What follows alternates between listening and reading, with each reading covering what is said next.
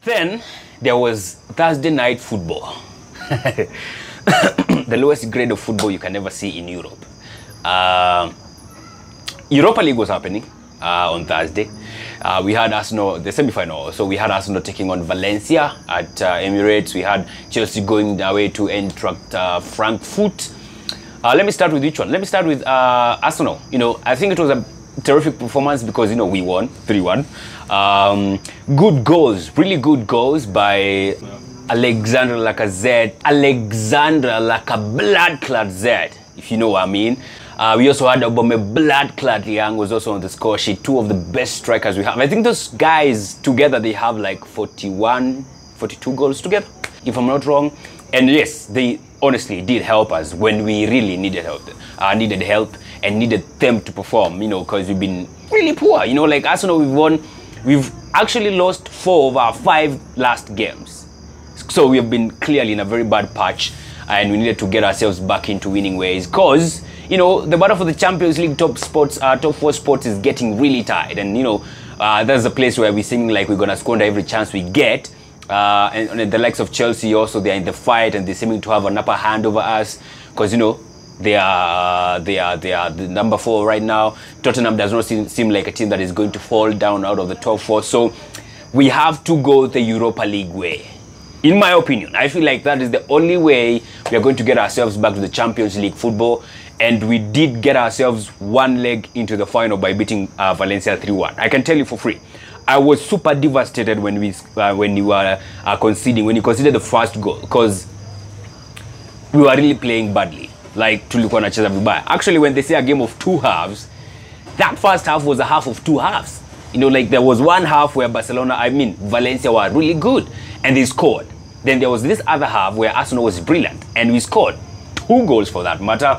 And then of course the second half was up for grabs for anyone who wanted to take it, and Arsenal did take it. And I was thinking like Aubameyang, blood-clad Young was having really, okay, not having problems scoring, but he was hustling. Like he was trying to get goals, he was trying to nick in even, you know, a bit audacious goals, you know, where you think like a simple tap in would do or a simple flick would do instead of trying something extravagant. But he did get something at the end of the day, you know, and he connected nicely with that ball to nick in that volley and make it 3-1 for Arsenal. I was super excited about that goal, and I was so happy for Aubameyang, blood-clad Young, for actually getting himself back into the score sheet. It was nice, you know. He needed a goal. He's not scored a goal in like a minute now, you know. So it was important for him to get himself back into scoring ways.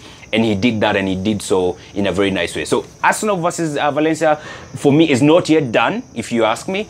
But Arsenal has clearly a very good advantage, like a 2-goal advantage over Valencia. And all we have to do when you get to Valencia in Spain is just maybe sit back and just try to hit them on the counter-attack, because clearly we have they have everything to lose because they'll be playing at home, and for us, we are having an advantage in this game, so we got to do what it takes, you know, to get ourselves into the final. And it was brilliant. I think everybody performed well. I can't maybe single out one player who really disappointed me. Nah. It just got me thinking, like, guys like Koscielny, Koscielny to have kuuzwa au nini? He's getting a little too tired, and, you know, injuries are starting to take a better part of him. I think it's high time we start looking for another replacement, or I don't know. I feel like he will be going this summer. I don't know. I feel like he should. Then we had Chelsea, who are playing away at Frankfurt in Germany, and they drew 1-1. Of course, that's an advantage to Chelsea. They have an away goal. Very important that they get that goal. And now they're going to be going to Stamford Bridge. And you know, Chelsea, just like Arsenal, is another team that is trying to get itself to the Champions League. And it has 2 options for that matter. Unlike Arsenal, it has the option of going to the top 4 via, you know, Champions League via the top 4 in the local league. It also has the chance of getting to the Europa League final and maybe walking away with the trophy.